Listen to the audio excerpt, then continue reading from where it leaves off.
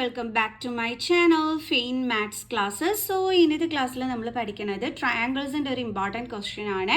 അപ്പോൾ ക്വസ്റ്റ്യൻ നമുക്ക് ഡിസ്കസ് ചെയ്യാം. ഓക്കെ, എങ്ങനെയാണെന്നുള്ളത് നോക്കാം. In the given figure X Z is parallel to B C, A Z equal to 3 centimetre, Z C is equal to 2 centimetre and B M equal to 3 centimetre and M C is equal to 5 centimetre. Find the length of X Y. Okay, ഇവിടെ വൈയും കൂടി ഉണ്ടായിരുന്നേ.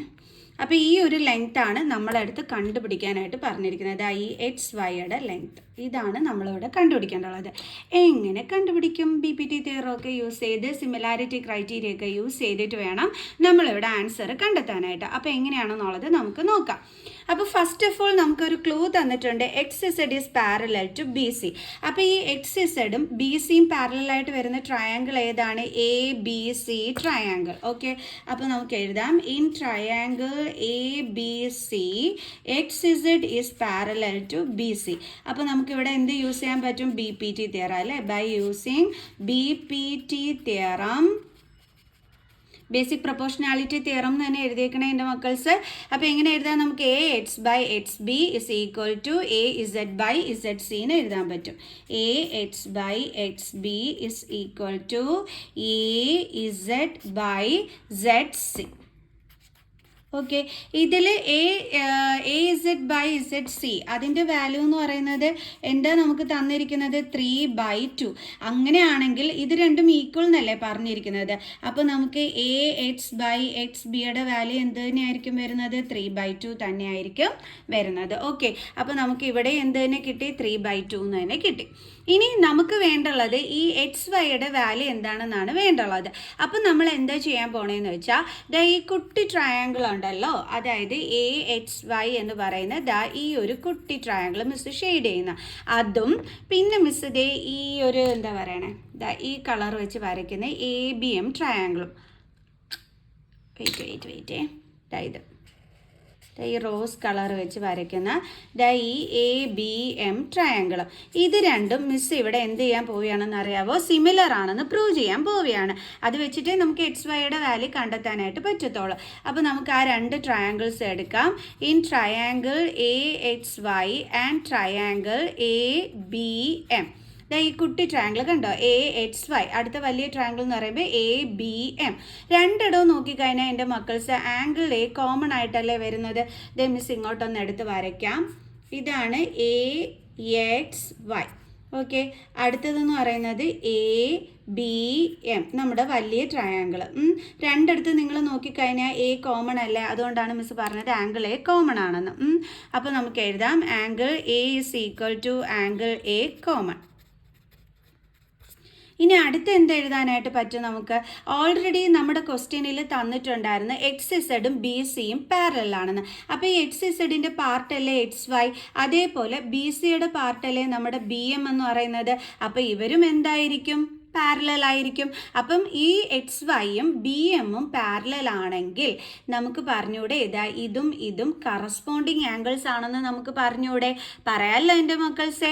കാരണം നമ്മൾ പഠിച്ചിട്ടുണ്ട് ഇപ്പം രണ്ട് ലൈനുകൾ പാരലലുകളാണെങ്കിൽ, അതായത് ഇപ്പോൾ XYയും BMഉം. ഓക്കെ, അപ്പോൾ അതിനെ ടച്ച് ചെയ്ത് വന്ന് ട്രാൻസ്വേഴ്സൽ ലൈനാണ് ഇത്. അപ്പോൾ ഇവിടുത്തെ ആംഗിൾസിനെ നമ്മൾ എന്താ വിളിക്കുന്നത്? കറസ്പോണ്ടിങ് ആംഗിൾസ് എന്ന്. അപ്പോൾ കറസ്പോണ്ടിങ് ആംഗിൾസിൻ്റെ വാല്യൂ എപ്പോഴും എന്തായിരിക്കും? ഈക്വൽ ആയിരിക്കും. ആണല്ലോ എൻ്റെ മക്കൾസെ. അപ്പോൾ നമുക്ക് എഴുതാം angle AXY is equal to angle ABM. Reason എന്താണ്? Corresponding angles. ഓക്കെ, അപ്പോൾ നമുക്ക് എഴുതാം triangle AXY similar to triangle ABM by AA similarity criteria. മനസ്സിലായ എൻ്റെ മക്കൾസിന്?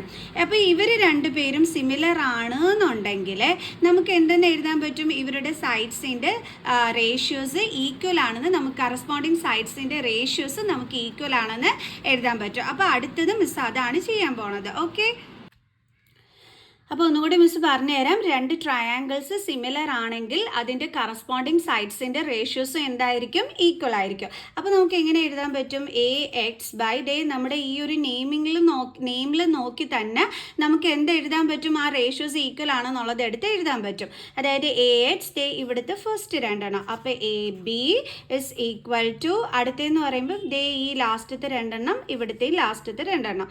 So X Y by B M then equal to അടുത്തത് എങ്ങനെ വരും? എ വൈ, അടുത്തത് എ എം. അപ്പം A Y by A M. അതിൽ നമുക്ക് ആവശ്യമുള്ളത് ഇത് രണ്ടെണ്ണം മാത്രമേ ഉള്ളൂ. അതെന്തുകൊണ്ടാണ് മിസ് ഇത് രണ്ടെണ്ണം മാത്രമെന്ന് പറയാൻ കാരണം? നമ്മളോട് ലെങ്ത് ഓഫ് എക്സ് വൈ ആണ് കണ്ടുപിടിക്കാൻ പറഞ്ഞിരിക്കുന്നത്. അപ്പം നമ്മൾ ഇത് രണ്ടെണ്ണം എടുത്ത് ചെയ്താൽ മതി. ഓക്കെ, അപ്പം എക്സിൻ്റെ വാല്യൂ ഇവിടെ എത്രയാണ് തന്നിരിക്കുന്നത്? 3.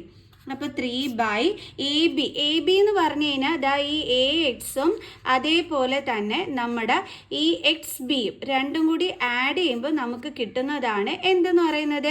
എ ബി എന്ന് പറയുന്നത്. അപ്പോൾ ഇവിടെ 3 ആണ്, ഇവിടെ 2 ആണ്. അപ്പോൾ 3 + 2 എന്താ കിട്ടുന്നത്? 5. അപ്പോൾ എ ബിയുടെ വാല്യൂ എന്താ വരുന്നത്? 5. സോ നമുക്ക് 5 വേണം ഇവിടെ കൊടുക്കാൻ. ഇസ് ഈക്വൽ ടു എക്സ് വൈയുടെ വാല്യൂ അറിയത്തില്ല, ബി എമ്മിൻ്റെ വാല്യൂ എന്താണ്? 3. സോ ഇനി നമുക്ക് ക്രോസ് മൾട്ടിപ്ലൈ ചെയ്യാം. അപ്പം 5 × xy എന്ന് വെച്ചാൽ 5xy is equal to 3 × 3. Okay, then 5xy is equal to 3 3s are എത്രയാണ്? 9.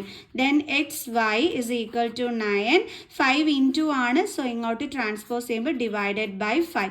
സോ നമ്മുടെ xyയുടെ വാല്യൂ എന്താണ് കിട്ടിയത്? 9/5. അപ്പോൾ നമുക്ക് എക്സ് വൈ ഈക്വൽ ടു 9/5 എന്താണ്? സെൻറ്റിമീറ്റർ. ഇത് വേണമെങ്കിൽ നിങ്ങൾക്ക് പോയിന്റിലാക്കി എഴുതാം. അപ്പോൾ 5 1s 5 4.0 അപ്പോൾ 8 ഡെൻ അപ്പോൾ എന്താ കിട്ടിയത്? 1.8 സെൻറ്റിമീറ്റർ. സോ അപ്പോൾ ലെങ്ത് ഓഫ് എക്സ് വൈ എത്രയാണ്? 1.8 സെൻറ്റിമീറ്റർ. ഇത്രയേ ഉള്ളൂ. സോ ഇനി നമുക്ക് അടുത്ത ക്വസ്റ്റ്യൻസുമായിട്ട് കാണുന്നത് വരെ ബൈ.